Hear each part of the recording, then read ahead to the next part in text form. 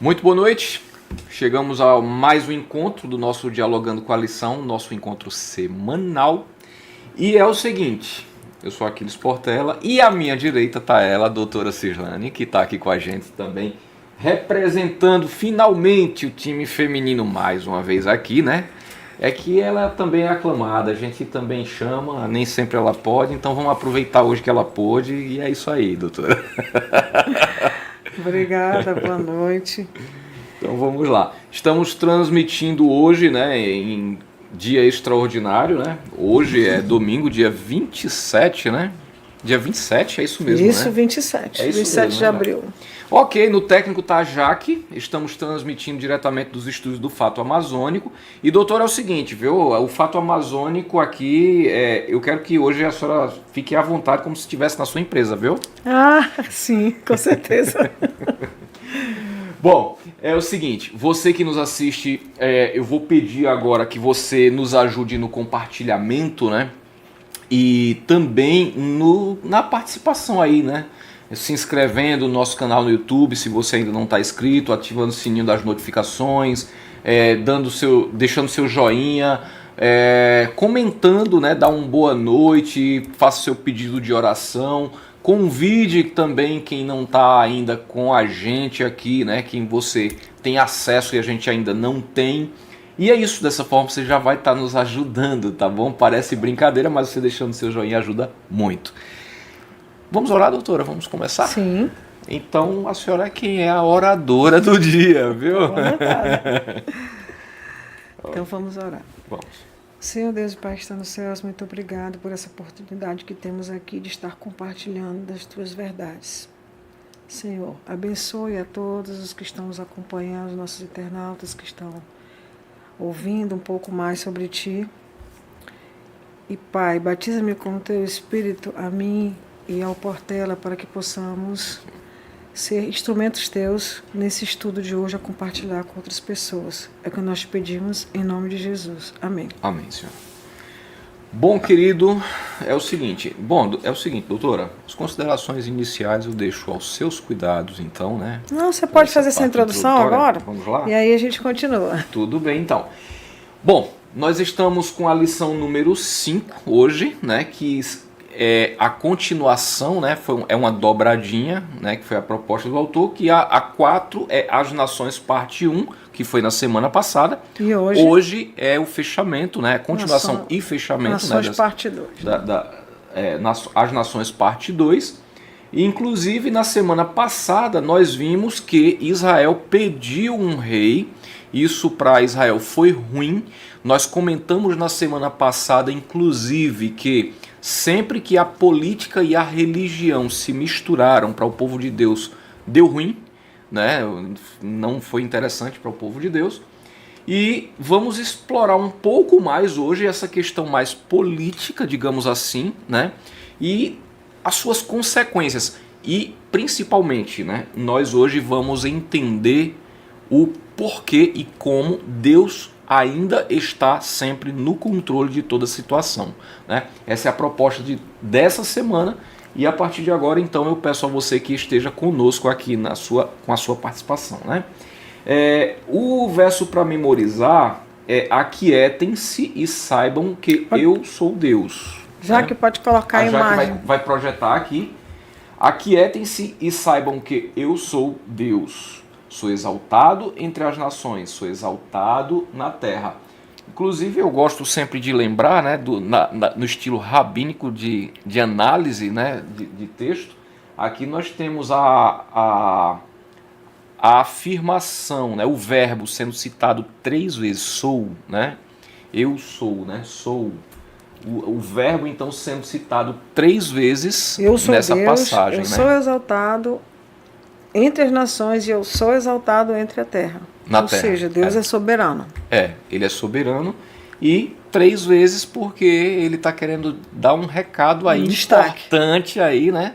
Não somente chamar a atenção, que com a repetição chama-se a atenção no hebraico, na semântica, no contexto hebraico, mas ele repete 3 vezes, ele tem uma ênfase aí no número 3, né? Interessante, né? Isso aí também, né? Nessa imagem, já que você pode retornar, Você olha a imagem e o que você pensa? Qual o pensamento que te vem à cabeça quando você olha essa imagem? É uma garrafa jogada. Dentro da garrafa tem o quê? Uma igreja. A garrafa está sobre a terra, mas ela foi jogada. E veio o quê? O mar sobre a garrafa. São as águas. O que você pode ver aí? João ele teve a sua visão em Apocalipse. E essa visão foi jogada para nós, para o tempo do fim. Uhum. E essa mensagem a gente relaciona como guardada dentro de uma garrafa, né, que foi guardada a mensagem de Apocalipse, do livro, dito o livrinho, como fala, né? Isso. Visto na visão de João. E ele é jogado com as verdades a serem reveladas. E de um lado está a terra e do outro está o mar. E que é toda a história que envolve a história das nações, os povos, a terra, o mar, o reino de Deus, que é o que vai ser abordado hoje na nossa lição. Exato. Lembrando, inclusive, que nós temos o tema central, o eixo central da lição, são alusões, símbolos e alusões, imagens e símbolos. Sim. Então, nós vamos entender essas palavras aí, essas, entre aspas, figuras que vão aparecer no texto sagrado, se elas são alusões, se elas são imagens, ou se elas são símbolos, né? Vamos entender isso também durante o encontro de hoje, né? E aí é o seguinte, nós temos que os problemas que eles foram causados pela queda da humanidade, né? Também fazem parte do contexto e também faz parte do contexto estudar hoje o desejo de estabelecer um governo humano em oposição, né, ao governo divino. Essa é a proposta, então, da lição durante toda essa semana. E aí eu trago uma pergunta que a gente deixou projetada aqui para você que está em casa também responder, doutora. E é: como evitar erros no presente que comprometam a eternidade, a nossa eternidade, né? Um deles é a escolha. É? O primeiro. Né? O primeiro pensamento da questão de comprometer é a escolha. E essa escolha é de você aceitar Jesus Cristo ou não. A segunda é se você vai se permitir ser enganado ou não. E tem outras coisas aí, claro, que você vai aí levantando, né, suas ideias, amadurecendo com essa pista até o final da... Até o final, né? Nós teremos uma resposta bem madura, bem né? Madura, assim sim. Esperamos, né? E que você, inclusive, já pode deixar a sua resposta. Também nos comentários. A gente também pode explorar a parte de comentários, deixar o nosso internauta participar juntamente conosco. Então participe aqui, coloque a sua resposta, né? Quero mandar um abraço aqui também para algumas pessoas, Dr. Euler também, o Paulo Agner que está com a gente, o Michel que também está ali com a Bruna e a irmã Rejane, e também um abraço todo especial aí para o Breno, né? O Breno um dia vai assistir esse vídeo e vai se lembrar, em nome de Jesus, que a gente está aqui na torcida por ele. Tá bom? Um abraço também aí para o Jane Kenton, um abraço para o Dr. Artemio, um abraço também para o Andrei Maia dos Santos e a sua família, na pessoa aí do seu Anderson e a dona Sara. E também para a família do Marcos Queiroz. Pronto, tá bom? Eu também quero mandar aqui um abraço para a minha classe da Escola Sabatina, a classe Safira, para meus amigos da classe Safira, para minha mãe, que está sempre nos assistindo, e para a Rosa Edna também, uma amiga muito querida. Eu mando aqui um alô para ela. E vamos agora aos nossos comentários. Pois é, tem um comentário inicial, doutora? Sim, o tema, inicialmente o autor começou com um questionamento. Nós já temos as profecias, o início e o fim que está previsto por Deus da solução do problema do pecado, e ele faz a pergunta que alguns questionam: Se Deus fez tudo correto, planejado, então, em consequência, ele achou, né? Ele desejou, segundo aqui, ele deseja então que o homem tivesse passado por tudo isso? Foi um desejo de Deus que o homem tivesse que passar pelo pecado para ser redimido? Para conhecer o pecado? Algumas depois, pessoas erroneamente, pensam assim. de forma sincera, estão redondamente enganadas de pensarem assim, né? Sim. Então esse pensamento ele é totalmente absurdo em relação ao que é revelado na Bíblia.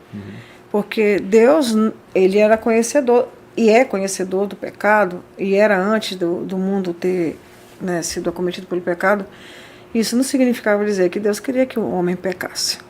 Porque, o homem tem que pecar para passar por toda essa experiência aqui, para ele aprender. Poder amar a Deus. Não, para ele aprender, conhecer o que é ruim, para depois ele saber o que é bom estar com Deus e amá-lo. Então, isso não tem sentido, não faz sentido. Você, quando tem seu filho, quando você fala assim, meu filho, não mete o dedo na tomada. Quando você pede para o seu filho não meter o dedo na tomada, não é porque simplesmente só ele vai tomar um choque. Ou seja, ele vai conhecer o pecado através do choque. Um exemplo, uma comparação. Quando Deus disse não come da árvore, do fruto, não era porque não vai ter o choque, ou seja, não é porque você ia conhecer o mal, o bem e o mal. Era porque experimentar o mal era ruim. Assim como você sabe trágico, que o choque, né, que o seu filho vai levar é ruim, pode até levá-lo à morte. Então você se preocupa com o que vai acontecer com ele. Não, porque conhecimento sempre foi bom. Aí as pessoas falam, mas conhecimento não é bom, então Deus, por que Deus não quer? E aqui conhecesse o bem e o mal, né? Tem pessoas, inclusive hoje nós vivemos nos tempos pós-modernos, né? Que é lícito questionar tudo, a todo tempo, né? Tem gente que prega isso hoje em dia, que você tem que questionar tudo mesmo, faz parte do desenvolvimento, e nesse caso, questionar é meio que impor a sua, entre aspas, dúvida, né? E aí você tem seus pressupostos e etc. Só que isso é muito perigoso quando se trata da sua vida espiritual, porque isso pode te levar à incredulidade. Porque você pode estar questionando a Deus, né? Levar à incredulidade, ao ceticismo. Certos questionamentos de querer dar respostas racionais da nossa racionalidade humana, como se fosse eu querendo dar sentido e razão ao que Deus está me passando. Na verdade, além de eu fugir da questão da fé, eu posso distorcer, porque a minha mente finita, ela não tem como responder o que Deus está me passando. E isso se revela no que já foi falado em lições passadas, na questão do povo judeu. Eles tinham todo o conhecimento da Bíblia, mas o que aconteceu com eles? Esse conhecimento deles não estava com o conhecimento que Deus queria que fosse. Estava ao extremo de questionar algumas coisas que os levou ao ceticismo, à descrença, à incredulidade. Tanto que quando o Filho do Homem veio, que foi Jesus Cristo, eles não criam que ele era o próprio Deus, porque o que eles criam e achavam racional para a religião não era o que Deus havia planejado. E aí a nossa lição vem falando sobre o primeiro mandamento, em continuidade do que foi falado, já que o Aquiles falou. As nações têm uma continuidade que vai chegar ao fim, que é o que Deus determinou de toda essa história, o fim para o mal, o fim para o pecado e o fim para toda essa exaltação dessas nações, de todas as nações que passaram, que iniciou com Babel, né? Então ele fala sobre o mandamento. Qual foi o primeiro mandamento dado por Deus? Não terás outros deuses diante de mim. Isso é o que vem logo na nossa cabeça. Não terás outros deuses de mim, por quê? É o primeiro mandamento que está entre os 10. Mas antes de tudo isso, foi dado um primeiro mandamento no jardim. No Éden. Lá no Éden. Isso aí. E esse primeiro mandamento que foi dado para Adão e Eva no Éden, ele era um mandamento igual que é hoje. O interessante, que eu acho que vale até a gente frisar aqui, é que Deus falou que não era para comer. Sim. Não foi? Não era. Mas aí vem a serpente, enfeita ali, doura a pílula e ainda fala o seguinte, não é nem para tocar. nas árvores. Como que não era para tocar se Adão e Eva eram administradores, cabia a eles administrar o jardim e agora olha, não é para tocar. Então faz o seguinte, não é para tocar, né? Mas olha aqui, eu estou tocando e não está acontecendo ou seja, nada. Tem uma confusão aí promovida por alguém maliciosamente, né? De forma capciosa, coloca-se agora uma pergunta. Foi isso aqui que Deus falou, assim como se a serpente estivesse adivinhando, né? Vendo Eva assim, olhando, né, para algo que foi surpreendente, um animal belo que chamava a atenção, mas aí então um animal falando só podia estar cheio de sabedoria e inteligência, né? Falando, sim, né? Em nenhum momento ela relacionou com os alertas que ela havia recebido. E Eva, assim como todos os reinos, quis ter o quê? A soberania de Deus. Quis ter o controle, o conhecimento do bem e do mal. Ser como Deus, né? Em outras palavras. Esse desejo saiu no coração dela. E ela ouvindo a cobra falar, não veio em nenhum momento, isso não está certo, o animal não fala, né? E como que a cobra está falando? São orientações que a gente também recebe na Bíblia. As profecias são essas, está acontecendo isso, você não está observando? Ela não observou o que ela havia aprendido. E aí o engano, ele é assim, ele vem sedutor, com uma perguntinha. É sutil, o engano não vai te pegar de uma vez. Ele vai te dando doutrinas diversas do que diz a Bíblia, com coisas que você acha que é interessante e maravilhoso, e que ao final são caminhos de morte, né? E aí o primeiro mandamento foi o quê? Não comerás do fruto. E lá você já vê que tem um paralelo. Tinha a árvore da vida e a do conhecimento do bem e do mal. Deus disse, come de todas as árvores, ou seja, a sua graça, a sua bondade, o seu amor, a sua misericórdia, come de todas. E essa daqui não, que é justamente o juízo. Esta daqui não pode. Esta daqui vai te levar ao pecado e à morte, né? Ele queria ali evitar o sofrimento, ele não estava querendo ali proibição. Detalhe. Assim como está hoje os 10 mandamentos. Lá tem a graça, a misericórdia, a bondade e o amor. E ali também tem a justiça. Exato. E tem um outro detalhe que a gente passa batido às vezes, não se apercebe. Deus está ensinando aqui os seus filhos, né, o santo casal. Deus está ensinando aqui como seria, né, no caso, a semente de toda a humanidade, né, que era o par até ali criado, né, o casal, como serem adoradores.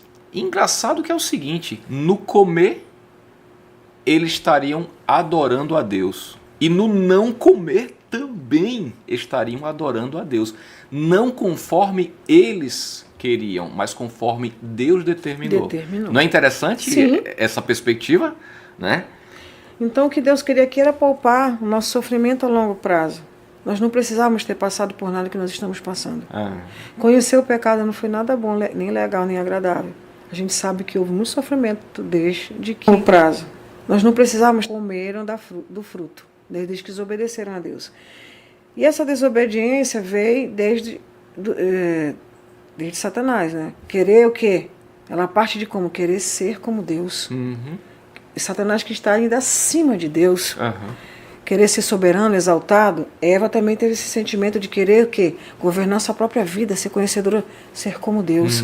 E as nações do mesmo jeito. As pessoas escolhem o quê? Governar-se a si mesma, a sua própria vida. Ou seja, querem ter o controle de tudo. Deus, sai daqui, eu que mando. Né? Eu que mando. E aí o meu orgulho, a minha exaltação própria, o meu eu quero mandar, ou o poder na minha mão, eu quero fazer. Quer conhecer uma pessoa? Dá poder na mão dela. E tem outro ditado também que diz, come 1 quilo de sal, esteja próximo durante um certo momento de intimidade para você conhecer verdadeiramente. Então, as pessoas escolheram governar a si mesmas, sua exaltação própria, né? Se exaltar. E isso ocorreu em Israel, quando Deus escolheu o povo para guiar. Israel escolheu o quê? Um governante terreno para cuidar dele. E Deus disse, então, vocês escolheram esse governante, então até o fim dos tempos, conforme revelado na profecia e dado por Deus, né? Vocês vão ser governados pelas nações, por vocês e por reis, até que venha novamente ser o verdadeiro rei, né? Ser estabelecido o verdadeiro reino, que é o reino de Deus, né? É. Então a gente vai percebendo nessa marcha desses impérios das nações que eles querem dominar, querem estar acima de Deus. Os governadores têm aquela sensação de poder e eu sou Deus. Muitos querem ser Deus, né? Eu posso tudo. Eu faço tudo o que eu quero. Principalmente antigamente, que não tinha nenhum tipo de limites, porque hoje a gente vê que os reinos têm o limite da lei. Antigamente não, era o soberano, era o rei. Então tudo o rei podia fazer, mandar matar, mandar fazer o que ele quisesse sem limites. Hoje ainda os soberanos têm o limite, mas também tem o jogo do poder, que está sobre a sua mão. A lei é um limite em certo ponto. O xadrez do poder, literalmente, do xadrez, né? Mas eles também querem estar acima, né, de Deus. A gente tem, então, a conclusão aqui dessa questão do mandamento ali, que ele está imputado ali no Éden, né? Então, é que o autor traz até um questionamento, né? Seria que será possível que algum conhecimento, né, o desejo de conhecimento pode me fazer mal, né? Então, em outras palavras, né, assim que ele coloca, mas eu tive uma conclusão aqui, é um grifo meu, um destaque meu, e que obedecer é melhor do que conhecer. Não é o resultado final ali da situação, da mensagem que ficou ali quando Adão e Eva caíram, né? Enfim, não foi bom para eles e, nesse caso, a obediência teria sido melhor do que adquirir o conhecimento. A fé, a obediência. Né? A obediência que confirma a fé, né? Ou seja, as obras confirmam a fé, né? Juntas. Então eu tenho uma pergunta que seria o seguinte: existe algum conhecimento que a gente deveria evitar? Cara, o conhecimento do mal. O pecado em si. Por que eu tenho que largar aqui? Eu quero experimentar e conhecer mais do mal. Não faz sentido para a minha vida espiritual. Isso vai me afastar de Deus. E conhecimentos que você já viu ao longo da humanidade, né? Nós temos lá. Não estou aqui desqualificando, nem fazendo apologia. Não temos que ter conhecimento, não temos que estudar. Não é nada disso. Mas esses conhecimentos levantados por Freud, Karl Marx, Kant e vários outros filósofos, e com a esperança de que o mundo fosse transformado, fosse melhorado por esses conhecimentos, e que teoricamente fosse elevado o ser humano, né? Você viu essa progressão? Você viu essa melhoria? Não. E pelo contrário, Karl Marx, né? Desculpa, dizia que a religião é o ópio do povo. O povo estava perdido na escuridão do conhecimento porque estava preso à fé e à religião, que o deixava o quê? Drogado, em outras palavras, né? Preso na sua, limitado no seu conhecimento. A gente vê ao longo da história da humanidade que no período que a história esteve, que eles dizem que esteve na escuridão, e que depois veio esse clarear, né, que veio o iluminismo, depois veio a Revolução Francesa, e que houve um boom de conhecimento.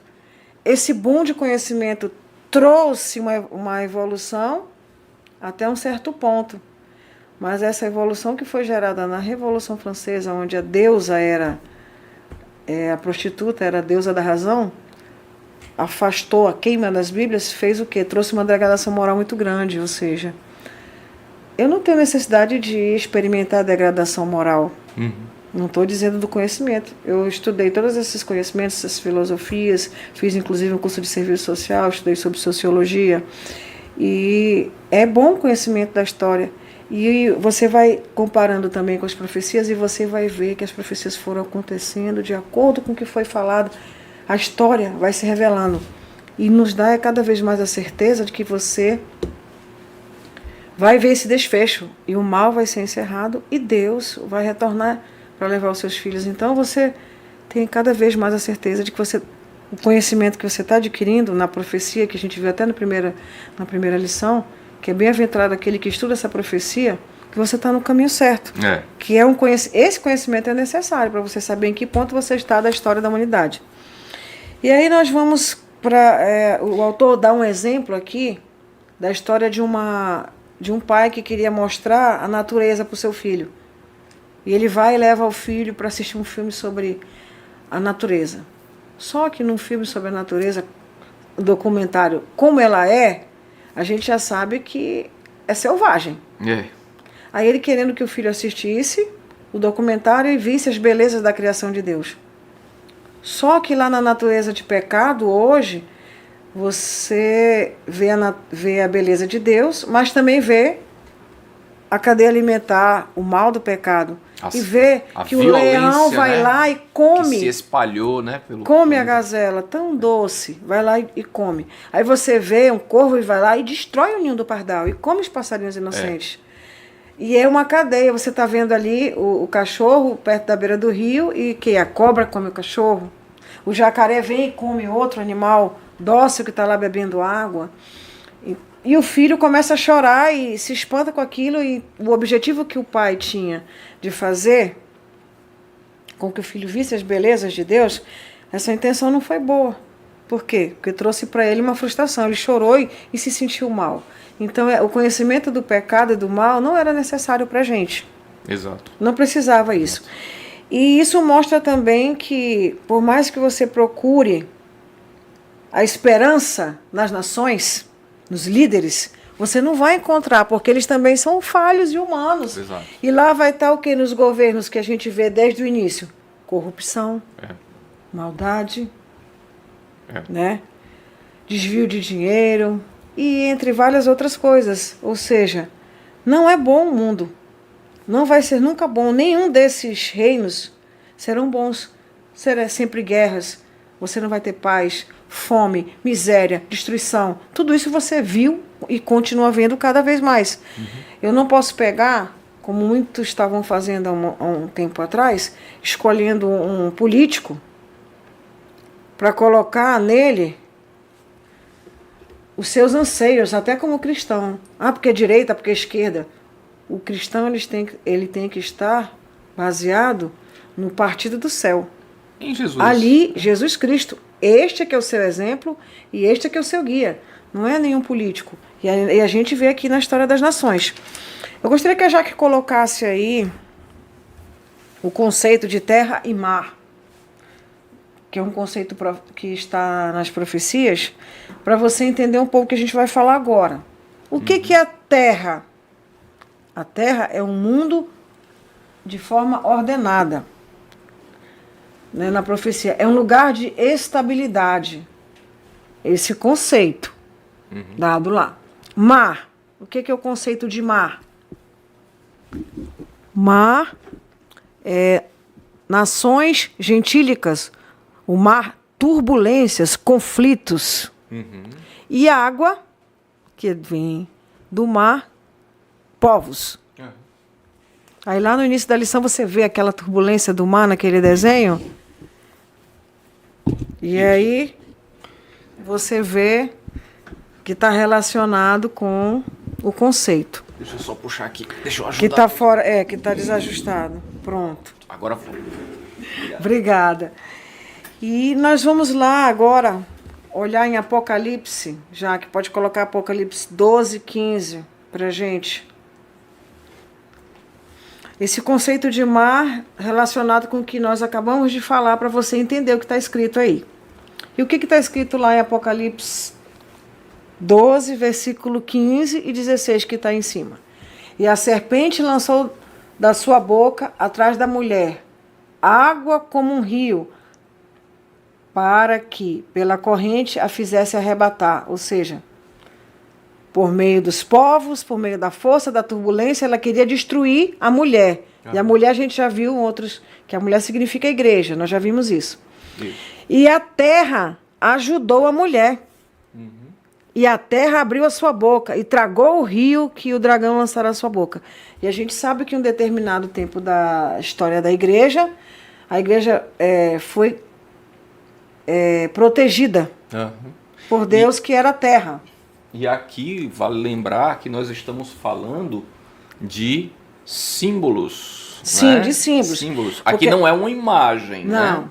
Não é imagem, aqui é o símbolo, né? A gente sabe que o quê? Que o dragão, ele usou o quê? A água para perseguir a mulher aí, né? Olha, água como um rio, para perseguir a mulher. Que isso simbolizou o quê? Os governos terrestres que vieram para perseguir, que a gente vai ver depois na estátua, que vieram para perseguir a igreja. Isso está em Apocalipse 12, 15 e 16. E ainda para ver o conceito de terra, água e mar. E eu pus-me sobre a areia do mar. E vi subir o quê? Do mar, uma grande besta. O mar que a gente viu ainda há pouco, que é turbulência. Turbulência, são povos, multidões, nações, multidões, nações, né? conflitos, turbulência, né? Aí vem lá. Vi subir do mar uma besta que tinha 7 cabeças e 10 chifres, e sobre seus chifres 10 diademas, e sobre as suas cabeças um nome de blasfêmia, que isso é outro momento que vai ser estudado depois. Agora a gente está tratando de mar, água e terra. E vi subir da terra outra besta, e tinha 2 chifres semelhantes aos de um cordeiro, e falava como um dragão. E vi subir da terra. Já é um reino que sobe da terra de forma mais firme, tentando buscar o quê? Uma estabilidade. Agora vamos seguindo para... Tem uma conclusão, né, da sentença anterior, onde nós estávamos. A gente estava falando que sobre a questão da Karl Marx, pensadores que... as ideologias humanas que talvez ali preguem que a humanidade tem como melhorar, e se a humanidade seguir essas ideologias, certamente vai melhorar, evoluir, etc. e tal. Interessante que é o seguinte, a gente tem aqui um estudo, né, de um PhD, um cientista francês, né, que tem um trabalho bem sério, e ele inclusive estudou no MIT, né, e na Universidade da Califórnia, e o nome dele é o Michel Desmourguet, eu acho que se pronuncia assim. Mas ele tem um livro, e o nome do livro dele é A Fábrica de Cretinos Digitais. Eu ia falar isso no final. Ia falar no final? Então a gente está sintonizado. Sim, eu ia fazer esse comentário no final também. Então, mas como já antecipou, eu estava falando esses conceitos, a gente retorna daqui a pouco então, que é para poder a gente ir para Daniel 2 e 7, porque eu acho importante você entender esses conceitos, aí ver as imagens, para nós termos depois a conclusão. Mas ele antecipou, a gente sabe que mesmo com toda essa tecnologia que nós temos, essa ciência hoje, você pergunta, o homem está evoluindo como pessoa? Aí esse estudo que ele falou, não está evoluindo como pessoa. Quantos estão aí estuprando, matando, roubando, né, explorando? Na prática. Na prática. E inclusive o QI está sendo diminuído. É a primeira vez que em uma geração os filhos têm o QI menor do que o dos pais, né? Menor do que o dos pais. O QI está diminuindo. Isso aqui, a tecnologia, a tela. Já tem um estudo que tem até uma doença já, que é cérebro podre. De tanto você ficar na tela, vai destruindo. O excesso dessa dopamina vai destruindo, e você vai vendo besteira, e passa uma besteira, e passa outra, e passa 1 hora, 2, 3, 4 do seu dia, o seu cérebro vai perdendo a capacidade de raciocínio, de estudo, de evoluir. E você fica à mercê dessa tecnologia. É a mesma coisa de você nunca estudar na vida para se desenvolver. Você vai aqui vai regredir.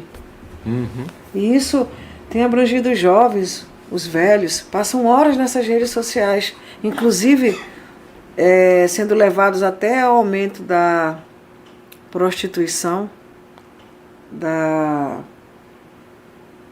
do que usa também, eu esqueci outro nome também relacionado à prostituição, esqueci agora, que é utilizado também por meio da internet, e só vendo besterol com pornografia. E só vendo besterol, como eu digo para minha filha, que vai ficar aí vendo besterol, o que tu está ganhando com isso? O que você está aprendendo aí? Nada. A cultura do zero, do nada, da imbecilidade, né? Então isso tem prejudicado muitas pessoas. E elas não têm interesse em ler a Bíblia, nenhum outro livro. Porque o excesso de dopamina que é jogado no cérebro, isso é um vício. Um vício como uma droga qualquer. E esse excesso te prejudica, te atrapalha. E aí não há evolução, há regressão. Nisso você vai achando que aquelas besteiras que você vê lá da pornografia é normal. E aí vai namorando o pecado e vai assimilando aquilo como uma coisa normal. E você não vai evoluir como pessoa. E a gente vê até que a própria tecnologia é utilizada para fazer os crimes cibernéticos aí, os montes. E aí tem um detalhe que eu estava inclusive conversando essa semana, que qual que é o nosso propósito, afinal de contas? Qual que é o nosso chamado? Muitas vezes a missão. Mas muitas vezes a gente trata a questão da salvação, por exemplo, como se fosse, não, isso é um problema entre eu e Deus. Muitas vezes a gente trata dessa forma e resume que todo o nosso procedimento deve ser norteado só em cima disso. Não, porque o método de Jesus foi o quê? Treinar o discípulo, depois capacita o discípulo na ação já e depois envia o discípulo. Pois é questão do testemunho, cara, não é só eu e Deus. Aí eu não vou passar pelo processo, porque tem um processo para você galgar dia após dia. Se eu não vou ser como Cristo, testemunho, não vou dar meu testemunho, como que eu vou demonstrar que eu sou cristão? Mas é aí onde eu meu queria relacionamento chegar. com Deus, eu vou beber, eu vou fumar, eu vou me prostituir, eu vou fazer o que eu quiser, o problema é meu com Deus. Sim, o problema é teu com Deus. Mas a partir do momento que você aceita Jesus e se batiza, o teu comportamento não é mais esse. Tem que haver a transformação. Permitir que o Espírito Santo vá te transformando dia após dia. A mediocridade vem daí. Porque o que acontece é o seguinte, você vai ser enviado e o Espírito Santo vai te usar, se você assim permitir, mas detalhe, vai usar a sua bagagem, que você conseguiu durante sua vida, sua história, e agora em especial na sua jornada com Deus. Agora, isso não quer dizer, eu não estou querendo aqui dizer nem julgar quem cai, porque todos estamos sujeitos a tropeçar. O importante é não ficar caído. Você caiu na sua jornada, levanta e continua. Bate a poeira, né? Sacode a poeira, levanta e continua, porque aqui não vai ter ninguém que nunca vai mais pecar, e somos todos pecadores, né? E continuando aqui, para a gente poder dar seguimento a essa questão da terra e mar e das profecias. Então foi dada a profecia, aí vem vista por João, aí vem profetize de novo, né? Que é o que a gente vai ver agora, que é o capítulo 10 de Apocalipse. Falando mais sobre a mensagem de Deus para o tempo do fim. Então, o que nós temos aqui? E tinha na sua mão um livrinho aberto. Que livrinho é esse? Uma mensagem, uma mensagem. E esse livrinho era uma mensagem, e essa mensagem estava onde? Já dada anteriormente. Por isso que fala, profetize de novo. Essa mensagem já tinha sido dada onde? Em Daniel, no livro de Daniel. Então ele fala, e pôs o seu pé direito sobre o mar, e o esquerdo sobre as águas. O quê? Sobre a terra, né? Sobre a terra, desculpa. E aí diz o quê? Profetize de novo, então. Tinha na sua mão um livrinho aberto. E era para ele ler esse livro. Ele vai lá estudar o quê? A profecia é para você de novo, estudar o livro de Daniel. Porque lá, quando a gente viu antes, encerra este livro. Né? Que não é para agora, era para o tempo do fim. Então agora vem nessa imagem aí que o livro devia ser estudado, o livrinho devia ser aberto. E nós vamos agora seguindo aqui a leitura, né? Então esse aqui descreve que houve um novo nascimento, né? Do movimento remanescente. E aí nós já estudamos em outras profecias, né? Que a gente sabe que são a igreja, né, que passou pelo período que Daniel estudou, que é aquela que comeu o livrinho, que era doce na boca, amargo no estômago, que foi quando eles pensavam que era a volta de Cristo, e não era. Quando nós estudamos sobre o Apocalipse, né, as três mensagens angélicas. Aí achava-se que era A volta de Cristo não era, e sim era um novo momento remanescente da igreja, das 3 mensagens angélicas, que era para o tempo do fim. E aí nesse mesmo verso, já que coloca ele de novo, ele fala o quê? E pôs o seu pé direito sobre o mar e o esquerdo sobre a terra. Então, quando foi para ler esse livro fala o quê? Sobre o mar e sobre a terra. Então, esse livro era para ser dado para quem? Para a totalidade, né? Alcançar todo o planeta. Todo o planeta, todas as pessoas aí. Esse sobre o mar e sobre a terra tem esse significado. Ou seja, para todas as nações. Uhum. Né? Essa mensagem nova deveria ser levada para todas as nações, alcance mundial. Tem uma curiosidade na profecia que é o seguinte, né? A lupa, né? O foco nos acontecimentos, né? Durante a história, né? Na história da igreja, ele começa no Oriente, mas ele vem para o Ocidente. Né? Isso porque a humanidade parece, é uma curiosidade assim, sim, né? Mas a humanidade parece ter a tendência, né, o tempo todo de dar as costas para Deus, então vai se distanciando até que em algum momento Deus usa os seus métodos para fazer a humanidade voltar para o Oriente novamente a atenção até que ele venha. Né? E aí ele dizer em Mateus capítulo 24, porque assim como um raio sai do Oriente e se mostra no Ocidente, assim há de ser a vinda do Filho do Homem. Mas então a atenção da humanidade vai estar voltada geograficamente, né, para essa direção, que é onde meio que a história da humanidade começou. Né? E aí a gente tem então que a profecia, que não é o caso a gente dissecar tudo, não, sim, né? Sim, hoje não, que é um outro momento aqui. Mas assim, a profecia parece então que ela vai trabalhar com uma nação que ela tem um modelo de liberdade, né? A terra da liberdade e tudo. E aí nós temos então a nação americana, né? No novo mundo. Velho, ali, como que você estava falando, né? O velho e o novo mundo, né? Sendo abrangido pela essa mensagem. E a gente, quem estuda mais profundamente, sabe que a gente está falando que é da questão que surgiu a nova nação, onde havia grande liberdade religiosa, né? Uhum. E onde começou a ser propagada essa questão do novo movimento renascente referido às 3 mensagens angélicas. Uhum. Ela vem lá dessa nova nação, de onde tem ampla liberdade religiosa. E também essa mesma nação de ampla liberdade religiosa, na conclusão também da profecia, ela vai ser a mesma nação que vai iniciar o movimento de coligação com as demais para a unificação e a própria também perseguição. E finalmente, então, a perda de liberdade, né? Que trará a perda da liberdade religiosa.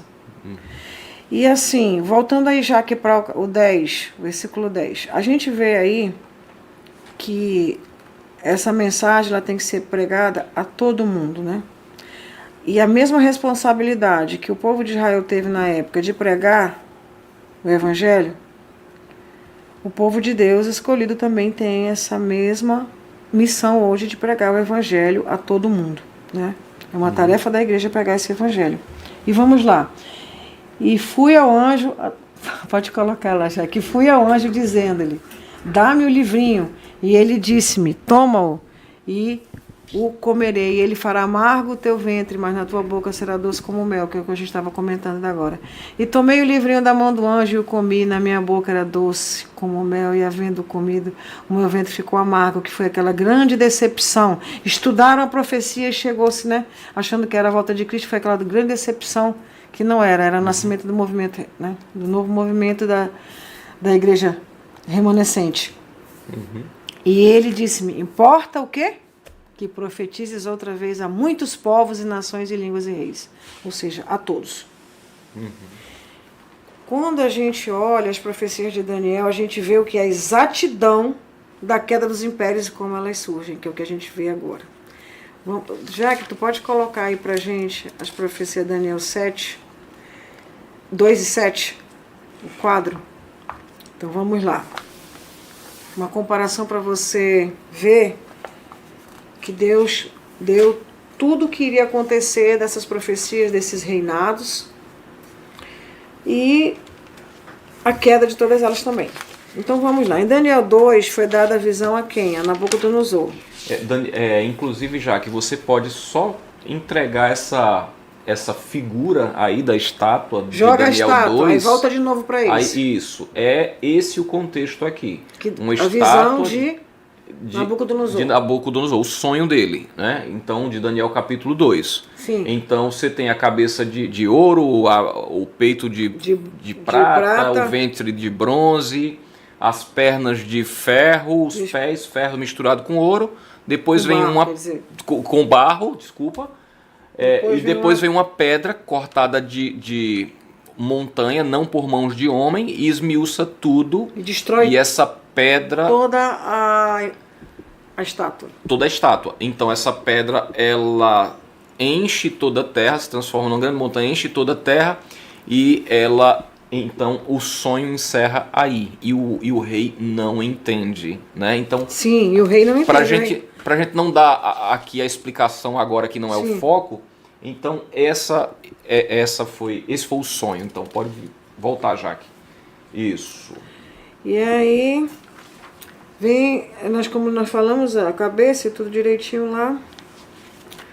A cabeça de ouro, ela se encontra também depois na visão de Daniel 7, como um leão com asas de águia. Nós temos esse leão aí com asas de águia, como um leão com asas de águia, ou seja, é a mesma profecia, só que de aspecto diferente, mais detalhada. Aí você volta lá e quem é esse... Pode voltar ao quadro, Jaque. Quem é esse quadro? Quem é essa cabeça de ouro e esse leão com asas de águia? Quem? A Babilônia, né? Babilônia. E o rei Nabucodonosor, ele teve esse sonho profético que Deus deu a ele, para ele saber que o reino dele ia passar, o reino dele, apesar de toda a glória de um grande reino, ele não permaneceria para sempre. Ele seguiria seria seguido por outros reinos, desculpa, né? E o único reino que jamais seria destruído, que a gente viu lá da pedra, é o reino de quem? O reino de Deus. O reino de Deus. Mas o que aconteceu com Nabucodonosor? Ele não aceitou, gostou, né? Não aceitou, não, aqui não. Eu vou fazer agora uma estátua para me cultuar e o meu reino... A estátua é toda de ouro, não é só a cabeça não, né? Sim, aí ele já foi a estátua toda de ouro para dizer que o reino dele não acabaria, né? Ou seja, ele queria mostrar sua intenção de contrariar a vontade de quem? De Deus. Sobre o plano já estabelecido sobre as nações. Não, o meu reino, o meu império aqui na terra será eterno. As nações, o meu governo perpetuará as nações sob o meu governo, meus descendentes, né? Então, quem mandará será Babilônia. E aí vem depois o peito de prata, que nós vimos lá da estátua. Né? Cadê? Jaque, pode botar agora o urso com 3 costelas. E aí tem o urso, então, com 3 costelas entre os dentes, né? Ok, Jaque. E o que significa o urso com 3 costelas? Vamos voltar lá para... Que é o Império Medo-Persa, né? Isso. Nós vemos lá que foi o Império Medo-Persa. Quem estava no Império Medo-Persa? Dario, né? E esse Império Medo-Persa também, ele não ficou o quê? Não se perpetuou. Apesar de parte desse império trazer a liberdade do povo de Israel, ter feito parte da vontade de Deus, mas esse grande império também veio em queda. Ele também foi destruído, como foi Babilônia. Aí passa o ventre de bronze. Aí passa o ventre, que é bronze. O leopardo com 4 cabeças, mostra aí, Jaque. O leopardo o leopardo com 4 cabeças, 4 asas nas costas, né? Então você tem a velocidade total. Interessante que é o seguinte, essas 4 cabeças, né? A própria Bíblia já diz que cabeça é quem governa, né? Sim. Então, quando Alexandre o Grande morreu, ficou Cassandro, Seleuco, Licímaco e Ptolomeu, que foram os 4 generais que herdaram a sucessão do seu reinado, né? Macedônio, né? Exatamente. E aí a gente entra num momento interessante, porque aí a gente chega nos dias de Jesus agora, que são as pernas da estátua, né? As pernas da estátua. Aí o Império Greco-Macedônia vem as pernas da estátua, que é o quê? o Império Romano, faltou aí... faltou aí as pernas da estátua. Vocês desculpem, né? Que aí onde está o Império Romano é o Império Greco-Macedônio. É o Alexandre o Grande, né? Representado pela pessoa do Alexandre o Grande. O ventre é o Império Greco-Macedônio, Alexandre o Grande. Aí faltou, nesse outro lado aqui, a perna de ferro, que é o Império Romano. Houve esse erro aí, a gente está corrigindo agora na planilha. Então vamos como seria um item a mais ali depois do ventre de bronze, que é a perna. Aí sim é o Império Romano. Exatamente. Onde a igreja foi grandemente perseguida. Exato. Inclusive, a época apostólica começa aqui porque foi... Assim, os dias de Jesus foram os dias das pernas de ferro, Sim. né? O mundo conhecido até então era governado por Roma, né? Então, só que aqui a gente está falando de Roma pagã, Sim. né? E aí, em algum momento da história, Roma pagã se transforma na Roma, entre aspas, cristã. Sim, né? Roma papal, que são a besta com dentes de coroas de 10 chifres, que também se representa os 10 dedos da estátua. Uhum. Então, aí você tem a besta com os 10 chifres.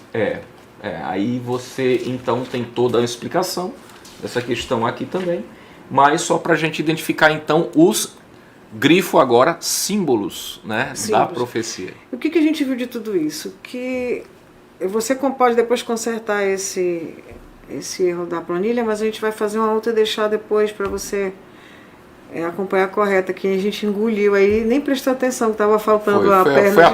Foi a pressa, mas ela é gente fina, ela é competente. Não, a gente vai já resolver isso aí.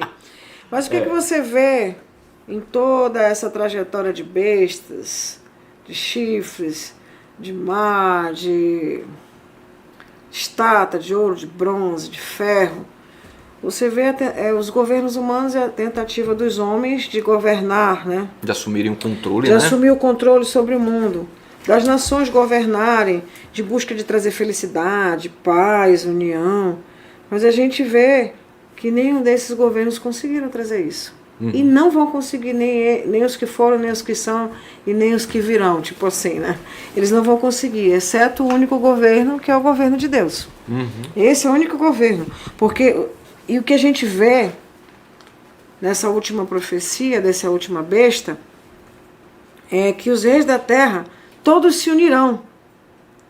Contra quem? Contra o reino de Deus. Assim como na Torre de Babel se uniram contra o reino de Deus, especificamente lá. O objetivo era, né, fazer a torre estar acima do céu, ser contra Deus e nunca mais destruir pelo dilúvio. Ter o controle de tudo, ser soberano. E no final da história demonstra da mesma forma, que é o controle, a tentativa, as nações se reúnem contra o reino de Deus para ter esse controle. E aí a linha profética mostra tanto a ascensão como a queda de todos os reinos, né? Mas haverá apenas um reino que permanecerá para sempre. E que reino é esse? É o reino de Deus, né? É o reino de Deus, ou seja, o reino do norte, que era o poder religioso, vai se unir com o reino do sul, que é o poder secular, nessa briga. Mas o que irá prevalecer é o reino de Deus. O interessante, doutor, é o seguinte, sempre que a gente olha por uma nova perspectiva, às vezes o mesmo texto, a gente acaba tendo insight novo, né? Tal. Insight novo, isso. Olha, por exemplo, volta aquela imagem da estátua já aqui. Olha aqui uma coisa interessante.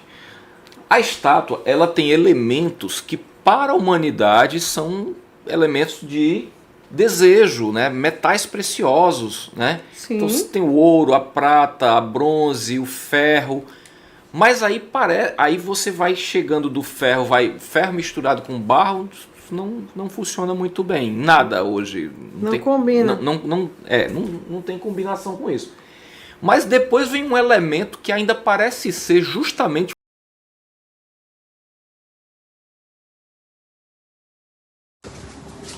Olá você, meu querido, aqui é o Portela, e é o seguinte, nós estávamos transmitindo, né, e faltou a nossa energia nos nossos estudos justamente para concluirmos o estudo de hoje. Mas aí você já entendeu a essência. Eu quero mais uma vez agradecer a doutora Cislane, quero agradecer em especial a você e ao nosso Deus acima de tudo, que tem o controle de tudo a todo tempo, inclusive sobre os governos humanos. Por mais que o ser humano faça a sua bagunça, né? Mas Deus tem o controle da situação, mesmo em meio a um caos que o ser humano gerar. Apocalipse finaliza dizendo: venho para destruir os que destroem a terra. Por quê? Porque Ele é o Criador. Porque toda a criação é obra de suas mãos. Portanto, Ele não vai deixar barato. Todo o caos que existe não vai ficar assim. Então acredite que no final o bem vencerá o mal. Então que o Senhor nos abençoe e que nós possamos nos preparar para o governo que jamais passará, segundo o que nós vimos no encontro de hoje e o que nós estudaremos durante toda essa semana. Um abraço para você, que o Senhor te abençoe e te guarde. Nos veremos no nosso próximo encontro e até lá lembre-se que nem só de pão viverá o homem, mas de toda palavra que sai da boca de Deus. Um abraço, querido, até a próxima.